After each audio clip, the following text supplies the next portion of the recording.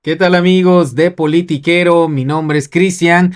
Amigos, la oposición no quiere que se diga esta información. Obviamente no les conviene porque para ellos esto es sacar raja política o desviar el tema de lo que ellos consideran que es relevante. Dar a conocer exponencialmente pues un caso que ellos quieren asimilarlo como si fuera el Ayotzinapa de Claudia Sheinbaum. Sin embargo, esto no es posible y la realidad es que nadie se lo cree. Pero lo que sí cree el pueblo es precisamente que hay 147,000 bots y 20 millones de pesos pagados a campañas de desinformación contra la presidenta Claudia Sheinbaum y Andrés Manuel López Obrador.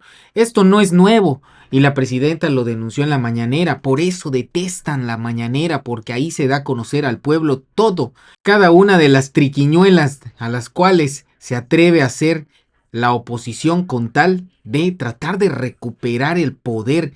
Ahí está el problema, que siempre están buscando velar por sus intereses y no por los de la nación. Si fuera así, ya hubieran intentado al menos crear un tipo de proyecto, algún proyecto alternativo, pero eso sabemos que no lo tenemos con esta oposición. ¿Qué es lo que a mí respecta? Que tienen que desaparecer y tanto les duelen que lo señalen, que vean al saco de pus y a la panista América Rangel, que precisamente son los que impulsan las campañas de bots, todos estos personajes chayoteros y opositores, y que cuando se les señala enseguida salen a llorar amigos. Entre ellos ven a Berlauzarán, Xochitl Gálvez, Atypical TV, que bueno, no es nuevo, Ricardo Alemán, Marieto, Elena Chávez, Pedro Ferriz, Mario Di Costanzo, El Saco de Pus, Laura Zapata, y así América Rangel, y eso les duele, por eso es que les duele, porque los exhiben de cuerpo entero y sobre todo que dan a notar que verdaderamente no representan nada como oposición y sobre todo que se les cae la narrativa de que la lucha contra los desaparecidos no la intentó pues erradicar el presidente López Obrador. Al contrario, buscó atenderlo hasta donde pudo, hasta donde el tiempo le alcanzó también y con los esfuerzos pues que tenía. Hubo prioridades, quizás pudo ser un factor, por supuesto. Se atravesó una pandemia y eso nadie lo puede negar. Pero ya de aquí, que solo Vanessa no solo de los puntos exactos donde desmiente a estos opositores, pero ya que salga Leo Zuckerman y que aquí reviente al saco de pus y a Carlos Alarraqui, es épico, amigos, véanlo. En efecto, yo recuerdo que en campaña, la verdad, el tema de desapariciones figuró muy poco. Sí. A pesar de ser uno de los indicadores, digamos, de mayor gravedad en cuanto a resultados del sexenio anterior. Se presumía mucho que habían bajado los homicidios, se reconocía poco o nada que habían subido las desapariciones. Hay varios especialistas en estos temas que vinculan una cosa con la otra. Y bueno, mira, hemos estado hablando durante las últimas semanas de las aparentes diferencias que la presidenta Claudia Sheinbaum empieza a marcar respecto a la política de seguridad con López Obrador. Sí. Pero creo que en este caso particular, en el manejo de este caso, nos estamos topando como con los límites de esas diferencias. De entrada, bueno, porque la primera reacción, tanto de la presidenta como de sus aliados, de su coalición, pues fue una reacción, la verdad, muy tomada del libreto obradorista, ¿no? No asumir responsabilidad, inmediatamente echar la culpa a alguien más, a las autoridades locales, echarle, digamos, luego decir que es una campaña en su contra, ¿no? Que la oposición, o sea, eso que López Obrador hizo siempre y lo hacía con todo, pues lo vimos a la presidenta desplegar, digamos, una reacción muy similar. Y también otra cosa que, digamos, a mí me sorprendió y me pareció muy desagradable fue la incapacidad de la presidenta para condolerse. Yo creo que este es un tema, digamos, que más allá de la refriega política, ameritaría de pronto crear un espacio de comunicación distinto, ¿no? ¿Empatía? De empatía, sí, y de condolerse, digamos, con las familias, con los grupos, con el grupo de buscadores que encontró finalmente este lugar, que lo hizo de alguna manera público, ¿no? Y en cierto sentido, pues también recibir a los grupos de buscadores, ¿no? Que eso fue una deuda que dejó López Obrador, muy dolorosa, por cierto, y que la presidenta también pues hace todo este anuncio. Ahorita hablaremos, si quieren, de eso, de lo que anunció, las reformas que anunció la presidenta, pero en ningún momento pone, digamos, en el centro de verdad a las víctimas, a sus deudos, a las madres buscadoras, ¿no? Que finalmente son pues una de las pocas reservas morales que le queda a este país frente al tema de la violencia y la inseguridad. Yo creo que en muchos sentidos estamos otra vez ante una situación en la que se empiezan a destapar cloacas del sexenio anterior. Y cuando, digamos, no es el gobierno de Claudia Sheinbaum quien controla los ritmos, quien controla la narrativa, ¿no? Sino que de pronto le estalla esta crisis en la cara, pues vemos también unos reflejos bastante poco congruentes con el mensaje de que la política va a ser distinta, ¿no? ¿Estás de acuerdo, Vanessa? A ver, primero digo que es verdad que aquí estamos viendo un cambio en la política de la presidenta, porque en campaña se mencionó muy poco el tema de los desaparecidos por parte de todos los candidatos. La presidenta acaso habló de disminuir el delito, de atender a las víctimas, pero ciertamente habló poco de los desaparecidos. En su documento de 100 puntos en la toma de protesta, solo habló de entregar un poco de verdad y de justicia en el caso Ayotzinapa, pero no más. Entonces, ciertamente aquí estamos viendo un giro de timón por parte de la presidenta, reconociendo que es un problema y también señalando cuáles serán sus acciones. Pero también quiero que seamos un poco más justos con el sexenio pasado, con lo que hizo Andrés Manuel López Obrador en materia de desaparecidos, porque no creo que no haya hecho nada. Yo recordaba, Leo, que estuvimos en un programa juntos en diciembre de 2022, en estos típicos programas de finales de año, de lo bueno, lo malo y lo feo. Sí. Y yo te decía entonces que lo bueno de aquel año había sido, en sexenio Andrés Manuel López Obrador, había sido la creación del Centro Nacional de Identificación Humana, dependiente de la Comisión Nacional de Búsqueda, que básicamente iba a permitir la identificación masiva de cuerpos que estaban tanto en fosas comunes como en centros forenses. El famoso catálogo de ADN. Así es. Que no se hizo, Vanessa. Que no se hizo, es verdad. Pero a lo que voy es que desde el principio del sexenio de Andrés Manuel López Obrador hasta octubre de 2023, por ahí, sí hubo esfuerzos en materia de desaparición y hubo una relativa buena relación con Carla Quintana, quien entonces era la Comisionada Nacional de Búsqueda. Entonces, que luego se pudrió esa relación, ¿no? Que le pidieron su renuncia. Sí. Entonces, lo que yo me pregunto es, primero, reconocer que no fue una política inicialmente olvidada, pero sí preguntarnos qué pasó en octubre de 2023, por qué hubo un cambio de política de Estado, por qué le cambió la opinión al presidente en la materia. Y preguntándomelo, yo llego a dos respuestas.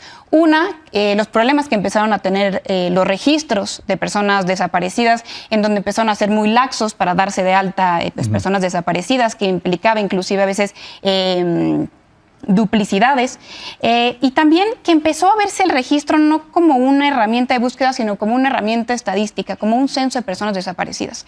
Y creo que con eso en la cabeza, el expresidente lo que pensó es que la oposición iba a hacer mal uso, pues con mala fe iba a utilizar estos registros de personas desaparecidas, y yo no creo que haya estado tan errada. Porque venían las elecciones. Porque venían las elecciones, y digo que no creo que haya estado errada, no su política, sino su visión, porque creo que eso es lo que hemos visto en los últimos días por parte de la oposición, pues figuras tales como Javier Lozano sumándose al luto nacional. Pero ¿cuál oposición? Ya cuando la oposición es Javier Lozano, digo, saludos a Javier, pero es que ya quedan, si la oposición en México es atípica al TV, ¿no? Donde aparece Javier Lozano y Carlos Alasdaga, pues digo, es que se están enfrentando a algo muy chiquito. De acuerdo, el objetivo de mi propuesta es señalar por qué Andrés Manuel López Obrador deja esa agenda incompleta y señalar que sí se hizo mucho al inicio del sexenio, pues es más, él inicia contabilizando las desapariciones. Antes no sabíamos cuántas eran.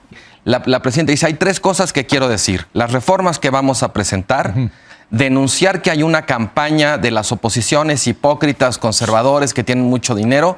Y tercero, que vamos a presentar una investigación a fondo sobre dónde viene esa campaña. O sea, inmediatamente allá hay un mensaje, me parece muy evidente, hacia sus adeptos, hacia sus simpatizantes, de por dónde tiene que venir, digamos, de alguna manera la línea, para tratar de distraernos de lo fundamental para convertir esto otra vez en un motor, digamos, de antagonismo político, al mismo tiempo que se quejan de que las oposiciones puedan estar politizando el caso, como sucede en democracia, como se politizó muy afortunadamente el caso Ayotzinapa, ¿no? Que las oposiciones señalen y junto con los colectivos de búsqueda traten de crear un contexto de exigencia, no es una campaña en contra del movimiento. Ese es el funcionamiento elemental de la democracia. ¿Cuál oposición, por favor? Bueno, espera, pero lo que es interesante aquí es cualquier cosa que represente un cuestionamiento o una exigencia, inmediatamente es deslegitimado por estar motivado por un afán opositor.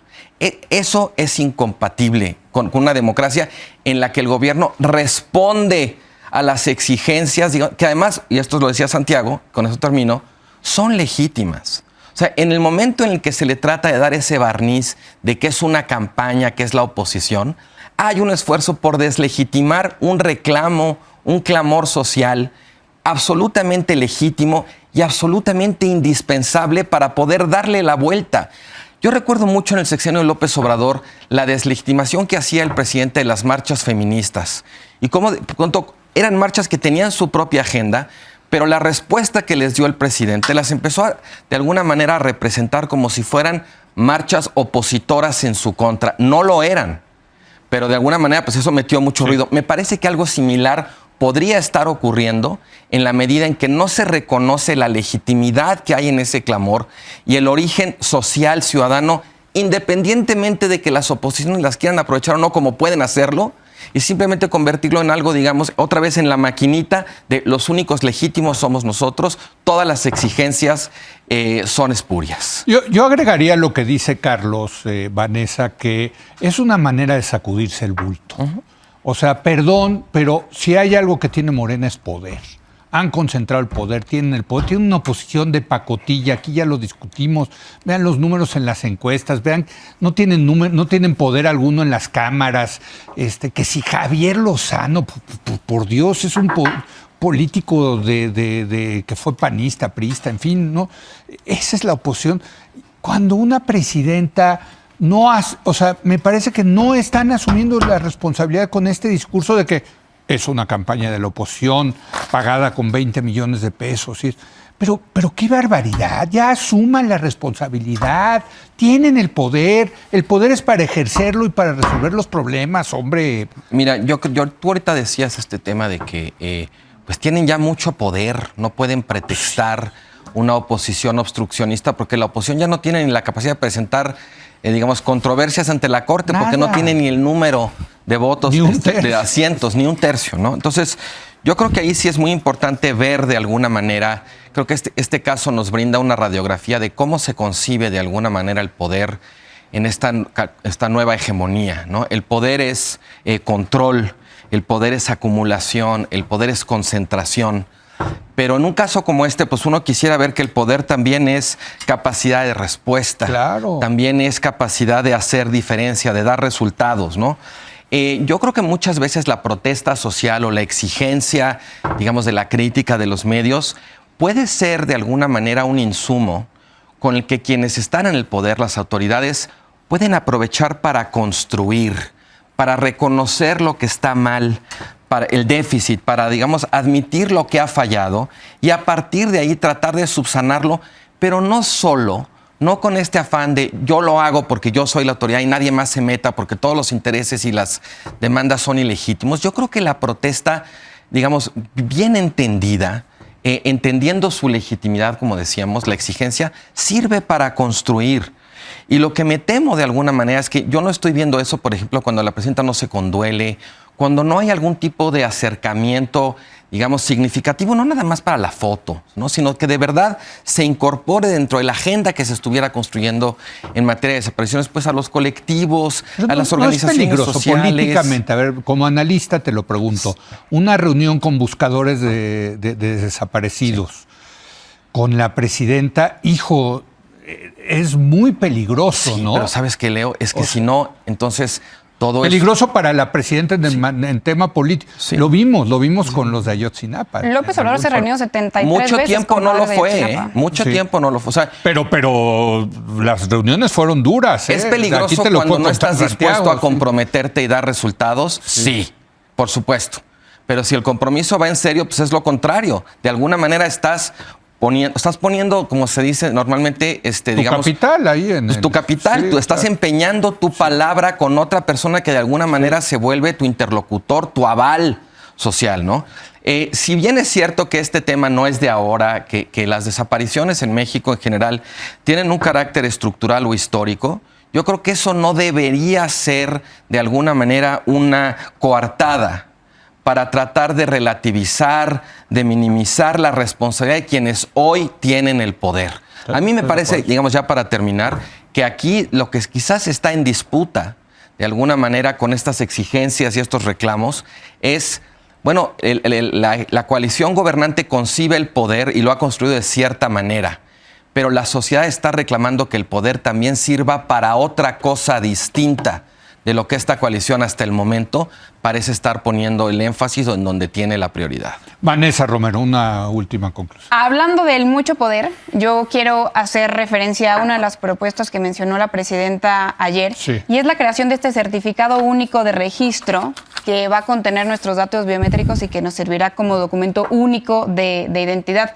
Y que la propuesta no es menor, lo veníamos intentando más o menos desde el 92, Sí. en donde se había intentado crear esta cédula de identidad ciudadana y que en los transitorios de la ley se le obligaba al IFE a entregar a Secretaría de Gobernación la información del padrón electoral Sí, y no sí. lo entregó. Entonces, bueno, desde ahí, o bueno, desde antes, es que los mexicanos tenemos nuestra identidad fragmentada, pulverizada. Tenemos un documento de A identidad. mí me da miedo casi- que el Estado, este Estado con concentración de poder, tenga mis datos biométricos. Pero Esas ya bueno, los cosas de tienen, control. por cierto. Ya Hablando, los, hablando justo, exacto, Exacto. ya los tiene, porque sí, ya los ¿qué han de crees que tener. tiene el SAT? Sí, ya los tuyo tiene a tener para Google, el ya SAT? los tiene.